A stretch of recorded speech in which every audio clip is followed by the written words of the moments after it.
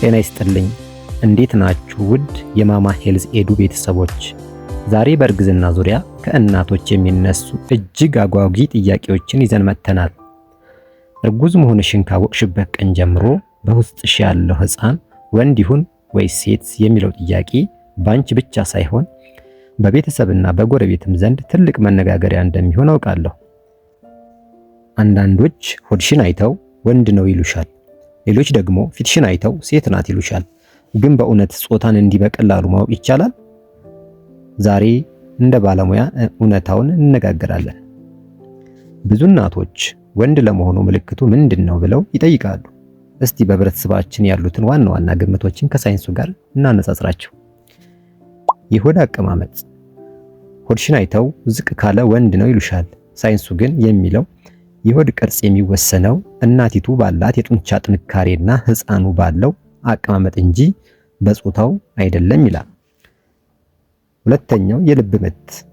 የልጁ የልብ ምት ከ140 በታች ከሆነ ወንድ ነው የሚባለው አባባል በሳይንሱ አልተረጋገጠም። ሶስተኛው የፊት መቀየር።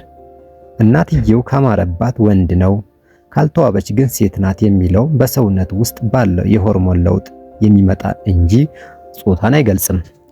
ታዲያ ተገቢውና ትክክለኛው መንገድ ምንድን ነው? ሁለት ዋና ዋና መንገዶች አሉ። የመጀመሪያው አልትራሳውንድ። ይህ በጣም የተለመደው መንገድ ነው።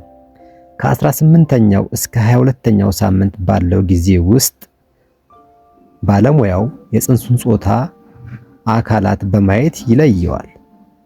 ሁለተኛው ደግሞ የደም ምርመራ ነው። ይህ ደግሞ ገና በ10ኛው ሳምንት ከእናቲቱ ደም ውስጥ የፅንሱን ዲኤንኤ በመለየት ጾታውን የሚያሳውቅ ዘመናዊ ምርመራ ነው። ውድ እናቶች፣ የወንድም የሴትም ባለቤት ፈጣሪ ነው። ዋናው ትኩረታችን መሆን ያለበት ሕፃኑ ጤናማ ሆኖ እንዲወለድ እንጂ ጾታው ላይ መሆን የለበትም። ጾታን ለማወቅ ከመጨነቅ ይልቅ በየጊዜው የሕክምና ክትትል በማድረግ የልጅሽን እድገት ተከታታይ። የዛሬው መረጃችን ይህንን ይመስላል። ይህ ቪዲዮ ከጠቀማችሁ ለሌሎች እናቶች ሼር ማድረጋችሁን እንዳትረሱ። በቀጣይ በምን ርዕስ እንደምንመጣ ትፈልጋላችሁ? ኮሜንት ላይ ጻፉልን። የቻናሉ ቤተሰብ ካልሆናችሁ ደግሞ ቻናሉን ሰብስክራይብ በማድረግ ቤተሰብ ይሁኑ። ማማ ሄልዝ ኤዱ፣ ለጤናው ዘብ እንቆማለን። ቻው።